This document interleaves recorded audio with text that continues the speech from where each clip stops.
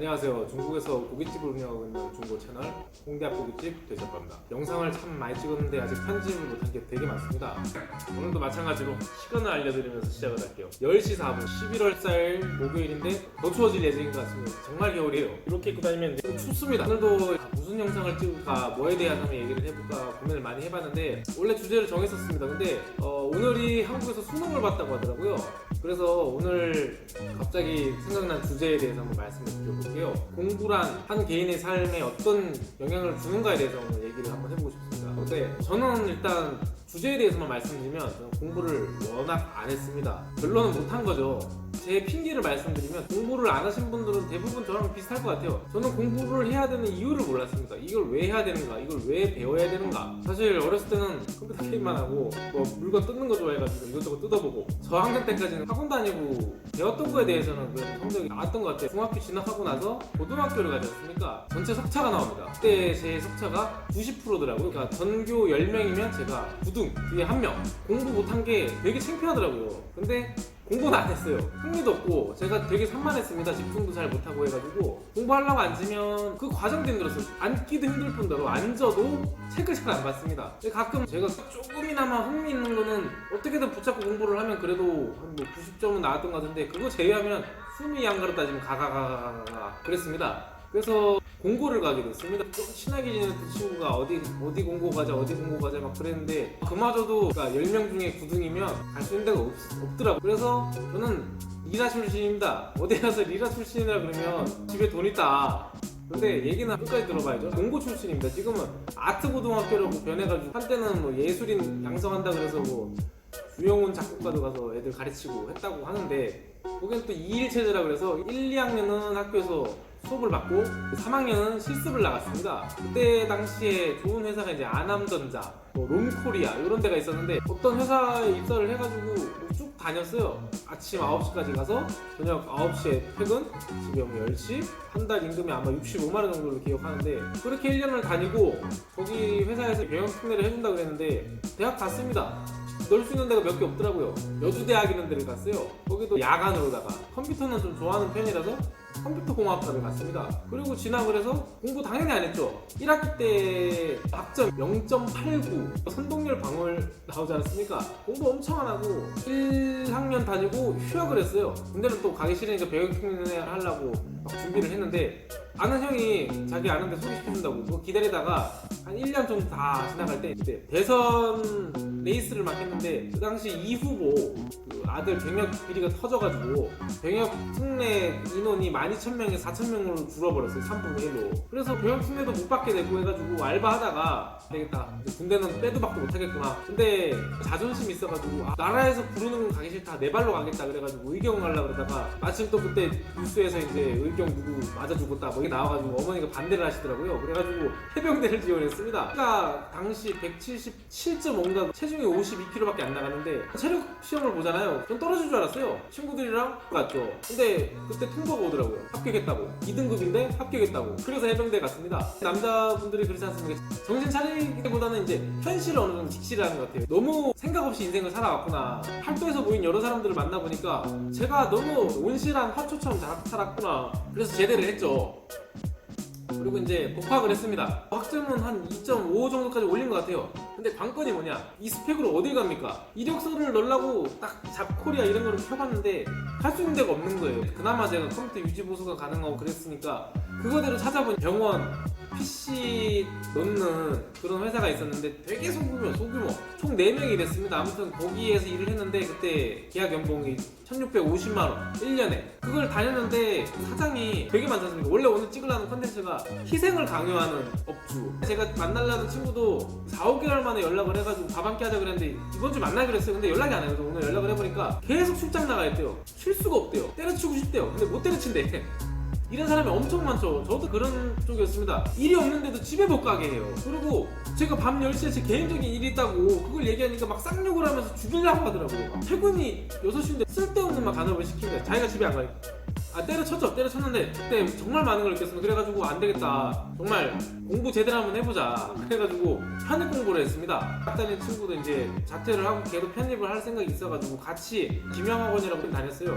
우선순위 영단어 1000개인가요? 아마 200개씩을 외우고 그랬어요. 가서 하나 틀리면 500원. 저는 진짜 미친듯이 8시간 9시간 외운 것 같아요. 저는 공부를 안 해봤으니까 하면은 뭐뭐 하다 이런 식이잖아요. 그러면은 뭐 시험 볼 때 뭐뭐 하다 점 뭐 바로 다 적었어요. 그걸 다 외워버린 거죠, 모르니까. 근데 친구들은 막 바로 치고 뭐 점 찍고 생략하고 이렇게 하더라고요. 결국은 시험을 봤는데 졌어. 저는 무려 8시간 9시간을 외웠는데 졌어요. 친구한테 물어봤어요. 얼마나 외웠니까 1시간도 안 외웠대요. 공부를 했던 안 했던 그 차이죠. 그래가지고 아무튼 열심히 공부를 했는데, 그러다가 편입시험 보기 전에 집안 환경이 또 안 좋아져가지고 시험을 못 보고, 그러다가 이제 중국에 유학할 수 있는 기회가 생긴 겁니다. 그래가지고 제가 18년도 6월달에 처음 와서 유학을 시작을 했죠. 그래서 제 나름대로 정말 열심히 했습니다.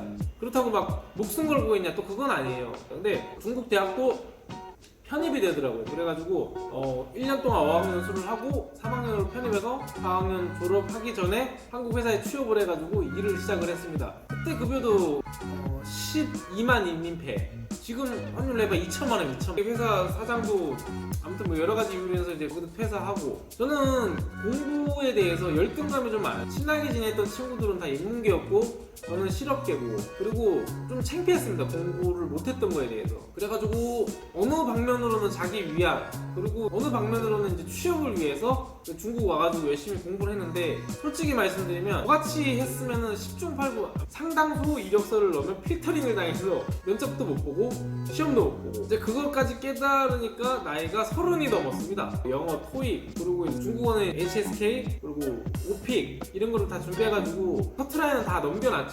그리고 대학교 성적도 장학금도 받았으니까 뭐 열심히 공부를 했습니다. 근데 지금 와서 보면 공부라는 게 과연 왜 해야 되는 거에 대해서 저는 지금 마찬가지로 생각을 해요. 제가 한국 사회에서 초등학교 교육 6년, 중학교 3년, 고등학교 3년, 12년, 대학까지 하면은 16년, 남자들 군대 하고 꼭 따지면 17년, 그거 다 해가지고 단지 안정적이고 돈 많이 주는 회사를 위해서 그 인생을 바치신다는 게 저는 반대입니다. 그거 백날 해봐야 그냥 그 경쟁 사이에 그 틀 안에 들어가가지고 정말 답답한 인생을 사는 것 뿐이고, 지금 까놓고 서울대 졸업생들 100명이라고 치면 100명 중에 스스로 만족하는 삶을 과연 살고 있는 사람이 얼마나 되는 것인가. 그러면 뭐 공부도 안 하면 뭐 어쩌라고 뭐 이런 얘기가 나오죠. 당연하죠, 그건. 그래서 저 같은 경우는 그렇습니다. 제가 만약에 그 당시로 돌아가면 공부를 할 거예요. 공부를 할 건데 전제 조건이 있습니다. 내가 무엇을 할 수 있는지. 근데 이거 같은 경우도 가정 환경에 상당히 많이 좌우를 하지 않습니까? 그래서 지금 제가 말씀드리고 싶은 포인트는 딱 요점입니다. 지금 수능을 치렀고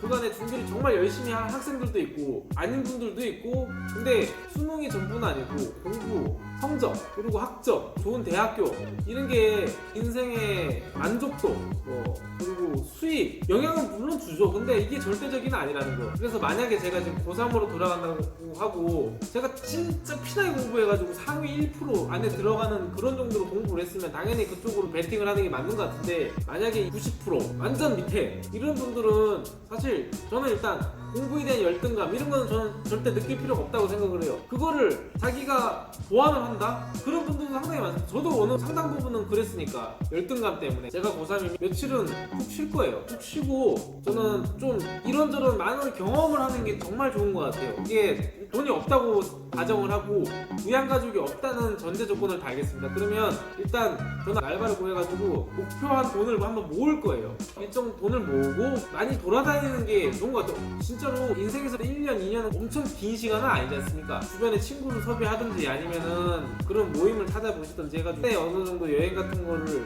하면서 조금씩 자기 스스로에 대한 자신감을 키우는 게 좋은 것 같아요. 부모님이 지켜준 그 환경에서 진짜 벗어나자는 얘기죠. 그런 식으로 이제 조금 세상을 겪어보고, 만약에 정말 깡도 좋고 넉살도 좋고 그러신 분이라면 저는 100% 추천. 일단 돈을 모아가지고 해외를 나가보는 거를 적극 권장을 드립니다. 해외를 나가가지고 정말 말도 안 되게, 이거 말이 안 되잖아요. 말이 안 통하니까. 그런 데를 접하면서 세금 자극을 받는 겁니다.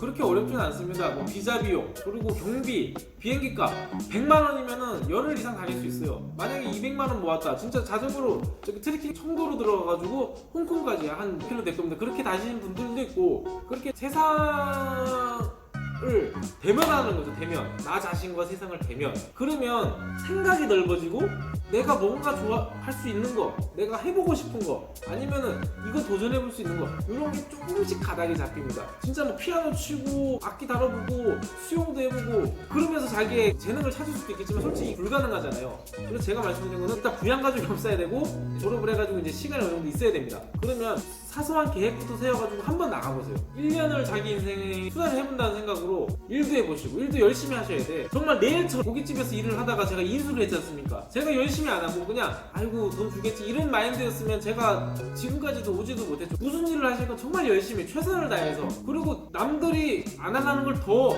진짜 이게 호구가 되는 게 아니고 스스로에 대한 단련입니다. 뭔가 다 할 수 있고 자신감 생기고 그러면 점점 자기가 할 수 있는 게 보여요. 할 수 있는 것들 잘할 수 있고 평생 직종으로 내가 좋아하는 걸 찾는 건 어렵지만 그래도 시작은 할 수 있습니다. 기회가 생깁니다. 대학 가봐야 정말 피 터지게 공부해서 졸업하면 뭐합니까? 회사 이력서 내겠지. 떨어지면요 부담감은 공무원 시험 그 수만 수천 분의 1을 뚫어서 뭐 할 건데 안 그렇습니까? 삶의 질을 놓고 한번 따져보시죠. 진짜 연봉 2억이다 한국에서. 그러면 그 스트레스는요, 물론 스트레스 그만큼 안 받고 하는데도 물론 존재를 하지만 상식적으로 회사에서 연봉 1, 2억을 받으려고 그 중압감은 상상을 초월하고, 그리고 그거마저 뜰 수 있는 사람은 거의 선택받은 사람일 정도로 수가 적지 않습니까? 인구 대비로 보면 경쟁이 얼마나 심합니까? 그러면 굳이 왜 그 길로 갈 필요가 있는가에 대해서 이제 고민을 할 필요가 있어요. 대한민국 그 교육 시스템 상당히 문제인데 대한민국뿐만 아니고 아니 왜 주식,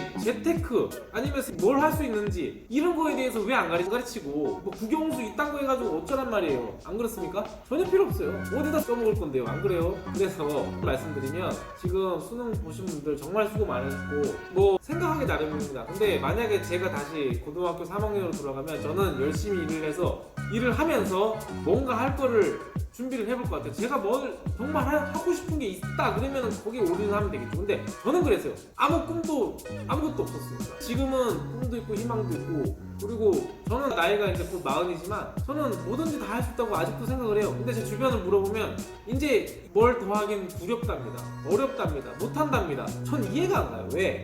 이제 나이도 많고 생각도 많고 어쨌든 일은 성공과 실패면 성공이라 하면 당연히 성공 쪽으로 보고 선택을 할 거 아닙니까? 도전을 할 거 아니에요. 그러면 성공 가능성 계속 올리면 되죠. 아무튼 그렇습니다. 수험생들 정말 수고 많으셨고 성적 안 나왔다고 너무 걱정하지 마시고 한번 곰곰이 냉철하게 한번 잘 생각을 해가지고 지금 이제 앞으로 살아가야 되잖아요. 스스로 자립을 해야 되는 나이면 스스로를 좀 돌아볼 수 있는 그런 시간을 한번 할애를 하는 것도 나쁘지 않다고 봐요. 지금 뭐 150만 이상 벌지 않습니까? 그러면은 그거 가지고 웬만한 데 다 갈 수 있습니다. 정말 뭐 오지 이런 데 못 가죠. 그렇지만 뜻이 있으면 길이 있습니다. 제 말이 조금이라도 도움이 됐으면 좋겠고 다음 영상에서 찾아뵙겠습니다.